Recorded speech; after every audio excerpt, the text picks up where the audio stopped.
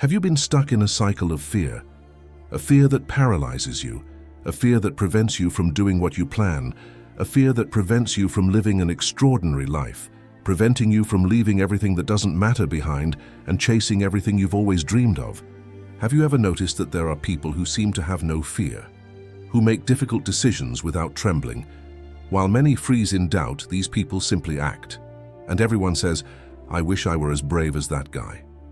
But what few people know is that this type of person doesn't have any special abilities or privileged genetics. These people have learned to deal with fear and not let it paralyze them, and know that you can overcome all your fears too. In feudal Japan, there was a group of warriors who turned fear into their greatest weapon. They didn't deny their fear. They didn't pretend to be brave. They understood something that modern science only discovered many years later. Fear is not your enemy. It's misdirected fuel. The system they created is called Bujinkan, and when you understand how it works, you realize you've spent your entire life fighting the wrong thing. But there's a problem. This system will require you to face uncomfortable truths, and most people would rather live in fear than face these discomforts. Before I show you the system that can destroy your fears, I invite you to subscribe to the channel, leave a like below and comment. What is the fear that paralyzes you the most in your life? This helps the channel reach more people, and I can also bring you increasingly better content. Thank you very much for your attention. Back to the video. Chapter 1. The Meeting. The story I'm going to tell you today involved a lawyer named James. He was a successful guy, with an apartment in an upscale neighborhood and a solid career. But he had a secret no one knew. He lived in paralyzing fear. Fear of public speaking, fear of confrontation, fear of disappointing people, fear of failure, fear of being exposed as a fraud. Every day he woke up with a tightness in his chest that wouldn't go away. A very curious case, you must think. How can a successful lawyer be afraid of confrontation? Strange, don't you agree? But James was this guy who was very afraid of making mistakes, and this fear drove him, but at the same time, it was consuming him inside. He compensated with hard work. The more fear he felt, the more hours he worked. The more insecure he became, the more results he sought. His colleagues thought he was ambitious. The truth, he was running away. Until the day the inevitable happened. A meeting with an important client.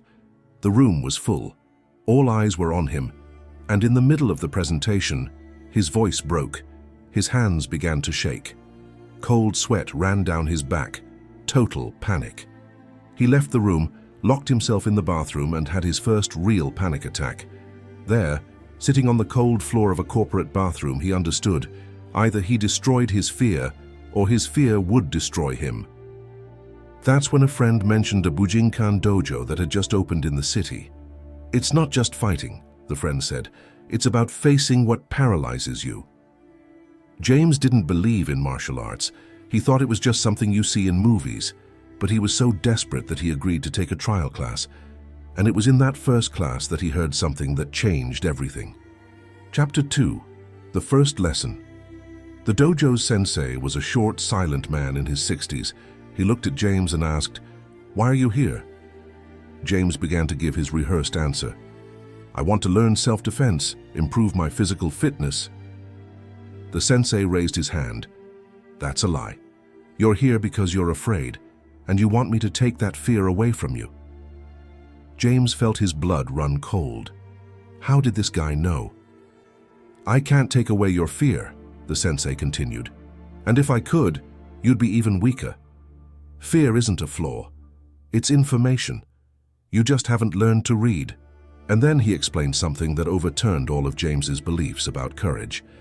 In the Bujinkan, there is a principle called Kyojitsu Tenkan Ho, the art of transforming truth into illusion and illusion into truth. Ninjas understood that reality is not fixed. It changes based on where you place your attention. Your fear is telling you something true. There is danger. But your interpretation is an illusion. You think the danger is real when in fact it's only a possibility. Fear of public speaking isn't fear of speaking, the sensei said. It's fear of judgment. But judgment can't hurt you physically. Your body is reacting to an imaginary threat as if it were real. James had never thought of it that way. In feudal Japan, the sensei continued, a ninja faced real dangers every day. Real swords, deadly falls. But he didn't freeze. Do you know why? Because he trained his body to distinguish real danger of imaginary discomfort. And that's when the real training began. Chapter 3. Fudoshin, the Unshakable Mind. The first thing the sensei taught wasn't punching or kicking, it was breathing. When you feel fear, he explained, the first thing that changes is your breathing. It becomes rapid, shallow, and chesty. This activates your sympathetic nervous system, survival mode. Everything in your body screams run or fight. But if you control your breathing, you trick your body. You tell it there is no real danger here. It seemed too simple. But James tried. Inhale for a count of 4, hold for 4, exhale for 6, hold empty for 2. The first few times, it didn't work. His mind raced anxious thoughts faster than he could breathe. Normal. His brain had been programmed for that pattern for years. But the sensei didn't give up.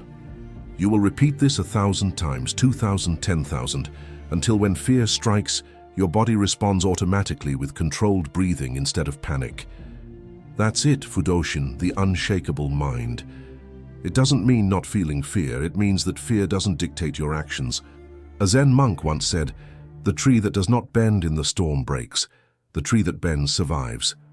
Fudoshin is not rigidity, it is conscious flexibility. James practiced.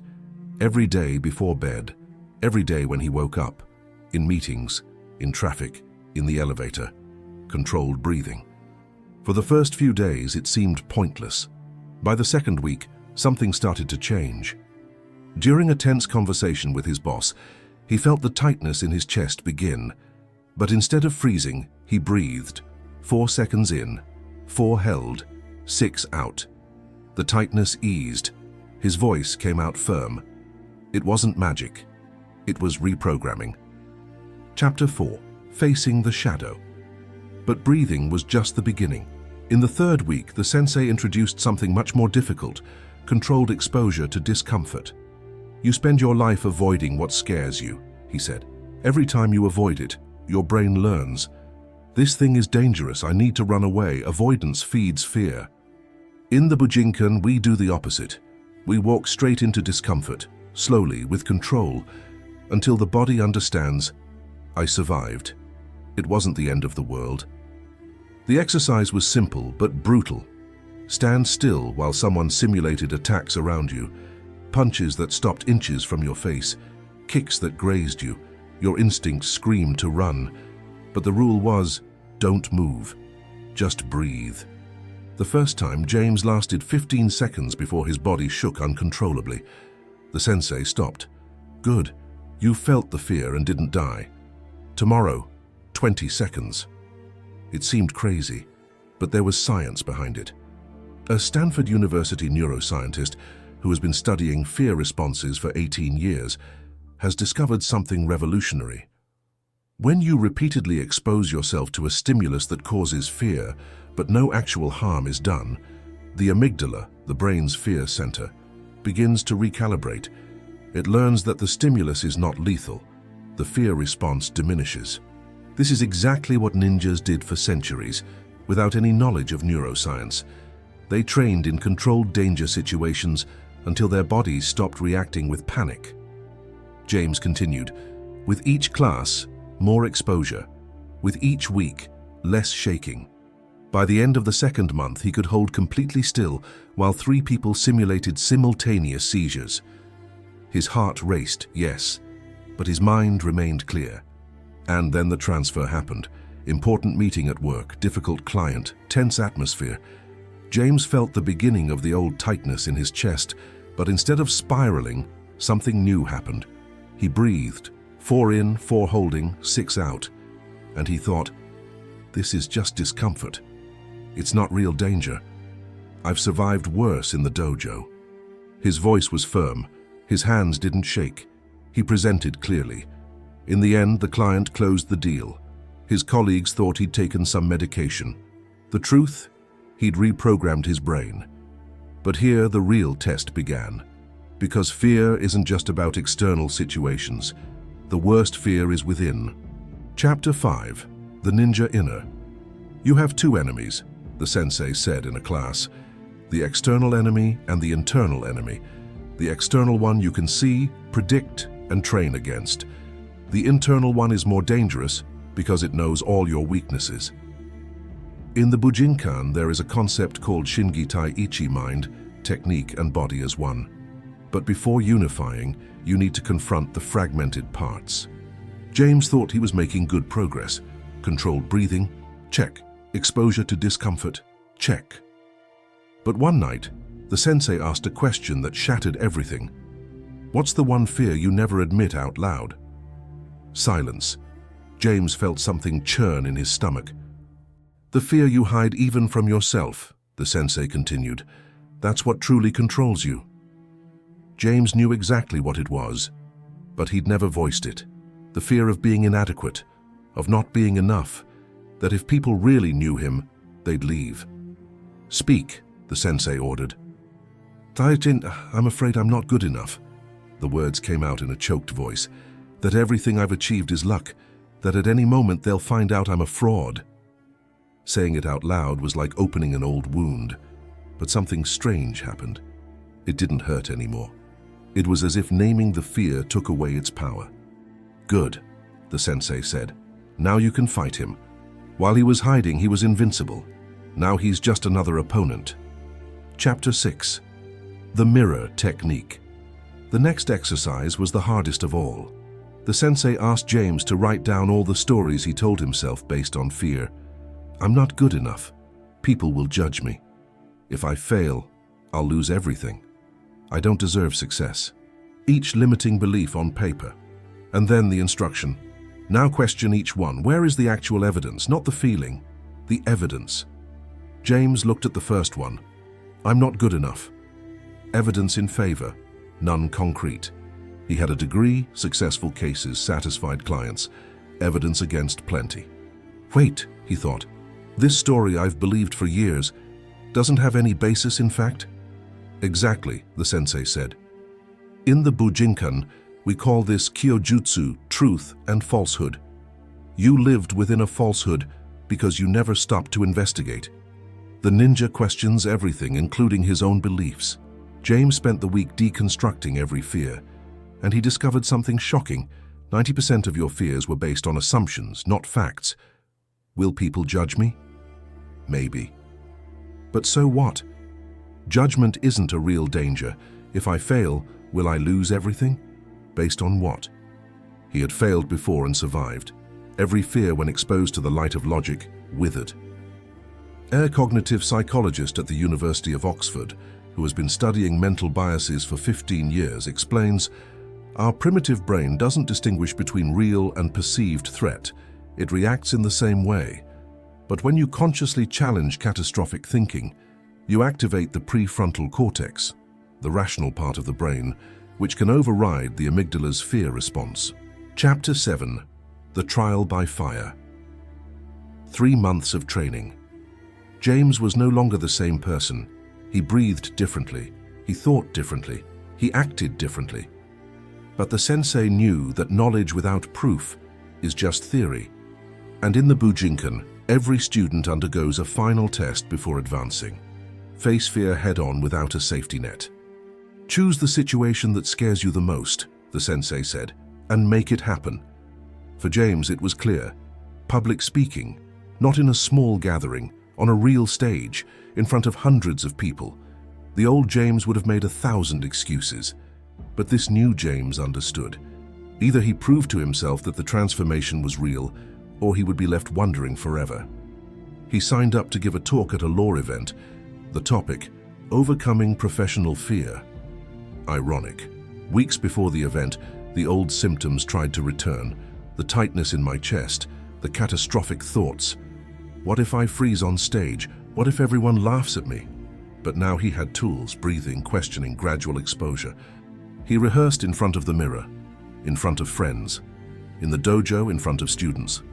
Each time a little less trembling. The day of the event arrived. Backstage, heart racing, hands sweating. The body was still reacting. After all, it was a real, perceived danger. Stage, lights, hundreds of judging eyes. But his mind was different. "This is discomfort," he repeated to himself. "It's not death. I trained for this." Breathing, 4 in, 4 holding, 6 out. They stepped onto the stage. Lights were in their eyes. Silence from the audience. The moment he had feared most in his life. And he began to speak. The first few sentences came out haltingly. Normal. He continued, his voice grew firmer, his hands stopped shaking, and somewhere in the middle of the lecture, something magical happened. He forgot he was afraid.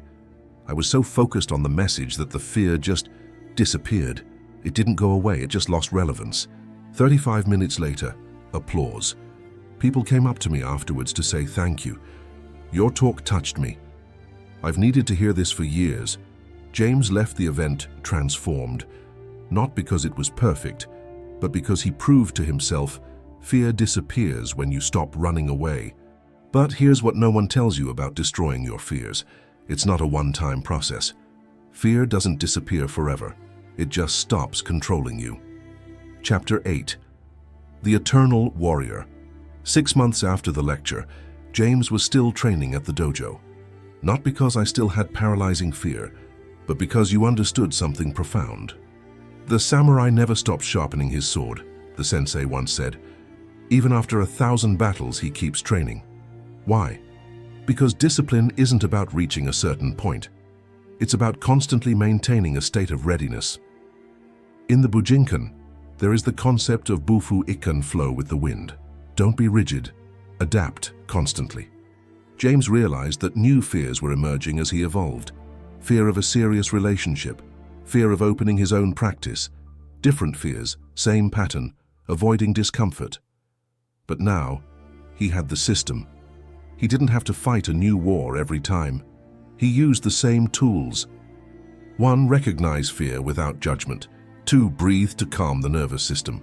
3. Question the catastrophic narrative. 4. Expose yourself gradually to discomfort. 5. Prove to yourself who survived. Each new fear was just a variation of the same enemy, and he already knew how to defeat it. Chapter 9. The Truth About Courage.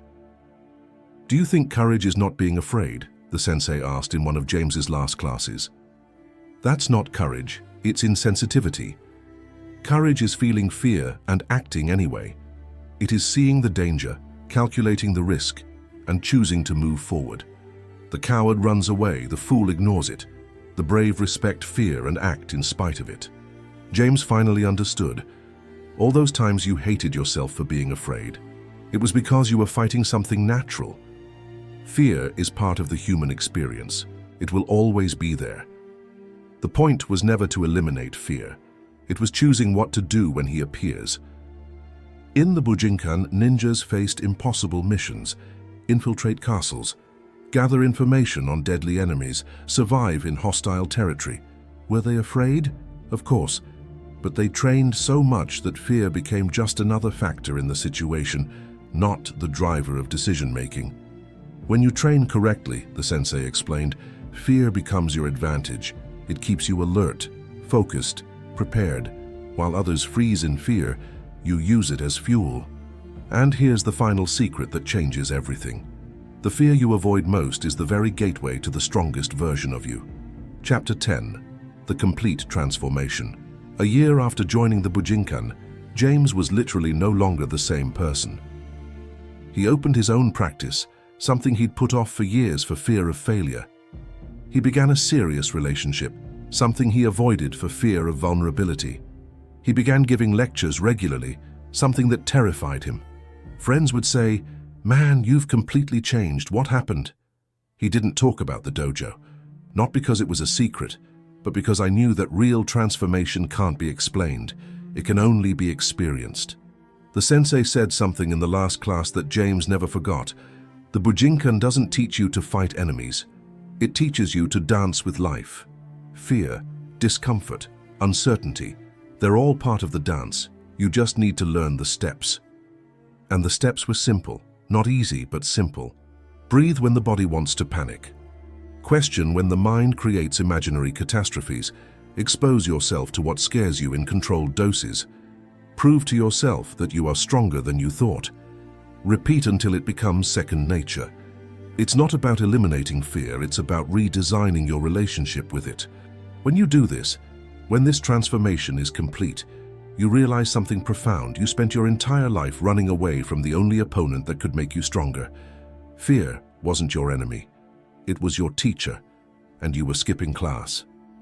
The question remains, are you ready to stop running away? Because destroying your fears doesn't mean becoming fearless. It means becoming someone who is no longer controlled by fear, someone who feels the tightness in their chest and acts anyway, someone who sees the abyss and jumps because they know they have wings. The Bujinkan system isn't about martial arts. It's about becoming unbreakable from within. It's about looking at your inner demons and saying, you're not in charge here anymore. And when you do that, when that transformation happens, people will look at you and think, how does he do that? And you will know the answer because you stopped fighting fear and learned to use it as fuel. The fear that paralyzes you today is the door to the freedom you seek. You just need to have the courage to walk through it. If this video changed the way you see fear, I invite you to subscribe to the channel and activate the bell so you don't miss future content. And tell me in the comments, which fear will you face first using what you learned here? Remember, courage is not the absence of fear, it is action despite fear. If you've watched this far, thank you very much for your attention and for having the courage to face your truths. Until the next video.